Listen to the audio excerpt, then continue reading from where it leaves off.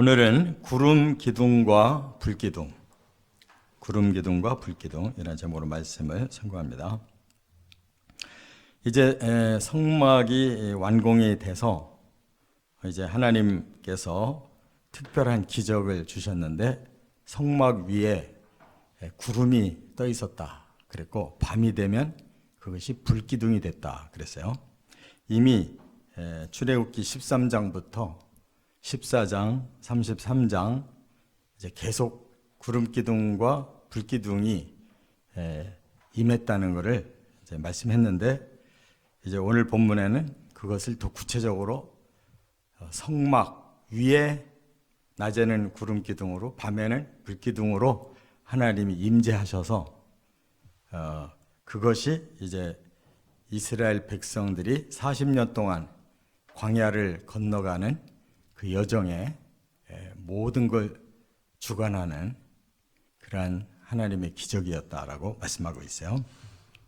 그래서 오늘 이제 이 본문의 구름 기둥과 불기둥이 과연 뭘 우리에게 말씀하고 있느냐 하는 것을 깨달아야 됩니다.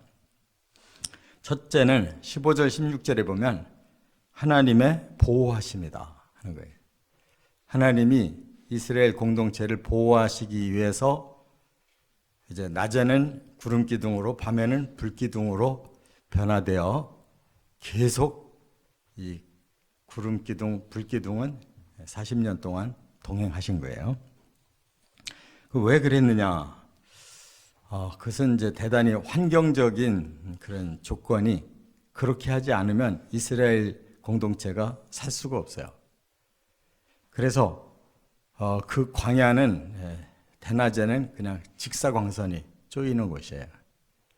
그러니까 뭐 숲이 있다든지 이런 환경이 적당히 조성이 돼야 사람이 살 수 있는데, 메마른 광야에 낮에 햇빛이 계속 쪼이는 데서 사람이 살 수가 없어요.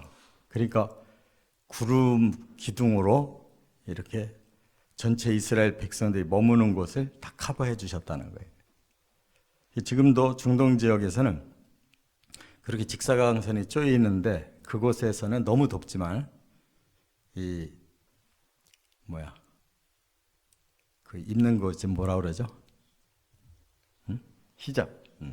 히잡 같이 이렇게 그 머리부터 이렇게 몸을 가리면 우리가 볼 때는 한국 날씨로 보면 쪄 죽어요. 그러면 습도가 높고 더우면. 그런데 그 지역은 습도가 낮아요. 그냥 떼약볕은 뜨거운데 뭔가 그늘만 지면 이제 시원하고 건조해서 불편이 없어요. 그게 바로 구름 기둥의 역할인 거예요. 그런데 또 밤이 되면 또 너무 추워요. 그러니까 온도차가 너무 많이 나는 거죠. 그걸 조절해 줄 그런 환경이 없어요. 그러니까 밤에는 또 뭐 우리나라처럼 막 영하 몇 도로 내려가는 건 아니어도 온도 차이가 워낙 크니까 사람들이 적응을 못하고 병 걸리고 그렇게 죽을 정도로 그렇게 기온이 차이가 많아요. 그러니까 밤에는 불기둥으로 따뜻한 온기를 주셔야 되는 거고, 또 불기둥이 있어야 뭔가 사람들이 분별을 하고 이렇게 알게 되지, 그렇지 않으면은 그냥 완전히 깜깜한 상태 되잖아요. 그래서 밤낮으로 40년 동안 구름 기둥으로 불기둥으로 이스라엘을 기적으로 건너가게 하셨어요. 그래서 이제 예수님께서도 똑같은 원리로 말씀하셨어요. 예수님은 진리로 이 땅에 오셔서 사람들에게 생명의 빛을 주셨잖아요. 근데 예수님 그 사역을 하시고는 천국을 준비하러 가시면서 내가 성령을 너희에게 보낼 거다 그랬어요. 그 성령을 예수님은 보혜사라고 그랬어요. 이 보혜사라는 말이 우리를 보호해주고 또 혜택을 줘서 지켜주시는 분이다. 그런 말씀이에요. 그래서 요한복음에도 보혜사라는 말이 요한복음 14장에 나오고 또 15장에 나오고 또 16장에 나오고 이렇게 14장에는 2번이 나오니까 4번이 이렇게 보혜사가 나와요. 그래서 예수님은 내가 가는 것이 너희에게는 실제로 더 좋다. 왜냐하면 보혜사를 보내면 보혜사가 너희와 함께 동행할 거다. 너희를 지켜줄 거다. 그분이 진리를 깨우쳐 줄 거다. 그래서요. 그러니까 예수님과 성령님은 완전히 합작을 하는 거예요. 역할 분담. 그래서 진리가 먼저 오셔서 우리에게 계시됐고 그 다음에 성령이 오셔서 진리를 깨우쳐 주셔서 우리로 하여금 진리 안에서 보호받고 또 끝까지 하나님의 나라에 가기까지 동행해 주시는 것이 성령이시다 그 말이에요. 그러니까 구름 기둥과 불 기둥과 같이 하나님은 지금도 기적으로 우리를 이 광야 교회 생활을 이끌고 가신다는 거 꼭 깨달으시 바랍니다. 두 번째는 17절 18절에 보면 하나님의 신호다 하는 거예요. 무슨 신호를 주셨느냐? 그들이 출애굽을 해서 시내산까지 와서 1년이 지났어요. 그리고 하나님 계획은 앞으로 1년 동안만 광야에서 훈련을 시켜서 가나안 땅 들여보내려고 하신 거예요. 1년 이게 하나님 계획이에요. 그래서 이제는 그 광야를 건너서 이스라엘 땅 가까이까지 가는데 이제 1년을 계획하시고 거의 도달했을 때 정탐꾼 보내셨잖아요. 그래서 그 가나안 땅을 정탐하고 더 용기 100배 해서 이제 들어가면 이게 다 광야 생활 끝나는 겁니다. 불기둥과 구름기둥의 역할이 끝나는 거예요.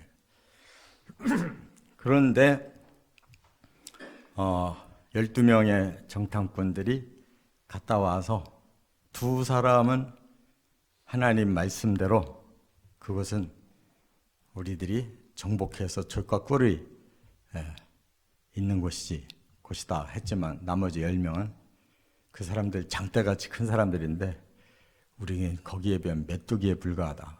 들어갔다가는 우리 망한다. 그 바람에 다수결이 되니까 백성들이 전부 우리는 거기 못 들어간다라고 데모가 일어난 거예요. 그 바람에 하나님이 그들을 징계해서 다시 보내려고 빠꾸시켰어요. 다시 광야를 빙빙 돌기를 38년 더 해서 40일 정탐한 그 결과 이렇게 된 것을 그들에게 벌을 주셨으니까 40년으로 그걸 규정하셨단 말이에요. 너희들이 40일 동안 잘못된 정탐을 했기 때문에 그 벌로 40년 동안 너희들은 광야에서 더 빙빙 돌고 훈련 받아야 된다는 거예요. 그래서 이제 결국은 하나님의 뜻대로 순종하지 않았기 때문에 그렇게 고난을 받았어요. 그러면 여기서 그런 일이 있기 전까지는 하나님이 어떻게 하시느냐? 구름 기둥이 딱 올라가요. 그럼 이제 출발하라는 뜻이구나 하고 성막부터 전부 진쳤던 것을 다 조립해서 이제 하나님 명령하신 대로 이제 유다 지파부터 쫙 가는 거예요. 그런데 가다가 갑자기 그 구름 기둥이 내려오기 시작하면 그곳에 얼른 성막을 치야 되는 거예요. 둘레에 모든 백성들이 진을 딱 치고 머물러야 되는 거예요. 근데 그 과정이 일정하지 않은 거예요. 어떤 때는 하루만 해도 구름이 올라갈 때가 있는 거예요. 어떤 때는 1년 동안 가만히 계시다가 구름이 올라갈 때가 있는 거예요. 그런 식으로 하나님은 구름 기둥과 불 기둥을 신호로 쓰셨다는 거예요. 그러니까 그 말씀은 뭘 의미하느냐? 여호와의 명령을 따라서 행진하라. 그러니까 갈 데가 있고 머물러야 될 거예요. 우리도 자동차 악셀레이터 밟을 때가 있고 브레이크 밟을 때가 있잖아요. 그것이 하나님의 뜻을 순종하는 그러한 마음을 가르쳐 준 거예요. 그래서 우리도 복음과 성령은 항상 양면이 있어요. 어떻게 보면 막 성령은 계속 돌진하게 하는 능력을 우리에게 주시는데 복음은 항상 자제하게 하는 능력을 주셔요. 그래서 말씀과 성령의 능력이 달라요. 우리를 계속 힘을 주시면서 조절해서 우리 자아를 절제하고 살게 해주신다. 그 말이에요. 그 다음에 이제 끝으로 세 번째가 드디어 19절부터 23절까지 가장 중요한 것이 훈련이에요. 훈련. 하나님의 훈련. 그래서 분명하게 이렇게 말씀했어요. 22절에 이틀이든지 한 달이든지 1년이든지 구름이 성막 위에 머물러 있을 동안에는 이스라엘 자손이 진영에 머물고 행진하지 아니하다가 떠오르면 행진하였으니. 그래서 하나님이 훈련시키느라고 떠오르면 행진하고 머물면 그들도 진영에 머물러 있도록 사람의 생각을 쏙 빼버리고 하나님의 뜻만 늘 바라보고 살도록 이렇게 훈련을 일부러 시킨 거예요. 그래서 사람이 자기 자아를 내려놓기가 굉장히 힘든 겁니다. 왜냐하면 우리 자아는 이미 이제 사탄이 들어와서 죄성과 욕망을 넣어줬기 때문에 이 죄성이 움직이고 욕망이 끓으면 사람은 자기 그 마음속에 그 욕망대로 살게 돼 있어요. 근데 그거를 절제하도록 하나님이 이렇게 어느 때는 하루만 해도 어떤 때는 한 달만 해도 이런 식으로 하나님이 움직이게 하신 것은 우리에게 영적인 그런 연단을 시키는 과정이에요. 그래서 이 원리를 사도 바울도 그대로 우리에게 가르쳐 주시는데 로마서 5장 3절에 보면은 우리의 삶의 주체가 성령이셔요. 그래서 우리는 성령으로 말미암아 몇 가지 연단의 과정이 있다라고 말씀했는데 성령으로 환난을 당해도 즐거움을 준다. 그랬고 환난을 당해도 인내심이 생긴다. 그랬고 또 인내심 다음에 연단이 오고 연단이 되면 소망이 생긴다. 그랬고 그 소망을 주시는 하나님의 사랑을 받는다. 이렇게 말씀했어요. 그러니까 우리의 과정은 이 광야 같은 이런 고난과 환난이 기본적으로 주어져 있어요. 근데 이 세상을 천국이라고 생각하면 큰 오산이에요.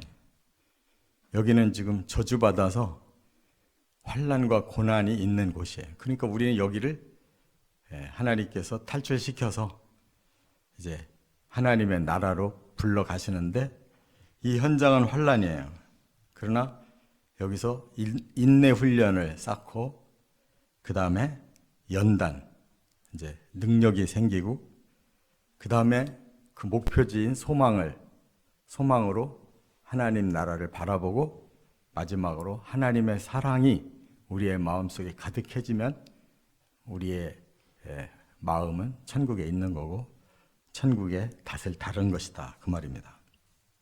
그렇게 성령은 우리를 보호하고 인도하고 훈련해서 하나님 나라로 들어가게 만드는 거예요. 그러니까 제일 친밀한 관계가 뭐가 돼야 되겠어요? 예수님이 남겨주신 진리와 보내주신 성령께 우리가 올인해야지 바로 이 광야 훈련, 이 세상의 저주를 풀고 이제 하나님 나라로 갈 수 있는 이런 힘이 여기서 오는 것이다. 그 말입니다. 저나 여러분이나 우리는 이 땅에 만족하면 안 되고 이 땅에 빠져도 안 되고 오직 이러한 훈련 과정에서 우리가 뒤처지지 말고 그 단계를 계속 밟아 나가서 하나님의 사랑이 가득한 천국까지 그대로 직진해 가시기를 주의 이름으로 축원합니다.